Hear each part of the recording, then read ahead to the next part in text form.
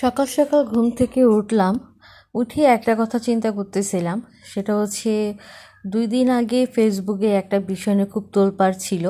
সেটা ছিল যে মোহাম্মদপুরে সুবা নামে একটা মেয়ে হারিয়ে গিয়েছে, যেটা নিয়ে ফেসবুকে মানে পুরো ভাইরাল হয়ে গেছিলো, এমন একটা ইস্যু। ইভেন মেয়েটাকে দেখার পর আমারও খুব খারাপ লাগতেছিল যে এত একটা সুন্দর মেয়ে কীভাবে হারায় গেল। আর এটাও একটা প্রশ্ন ছিল, যে এলাকায় মেয়েটা থাকতো ওখানে প্রায় শোনা যায় যে বাচ্চা চুরি হয়। তো ওটা ভেবে তা আমিও না একটা মানে পোস্ট শেয়ার করলাম, যদি এই মেয়েটাকে কোথাও পাওয়া যায়।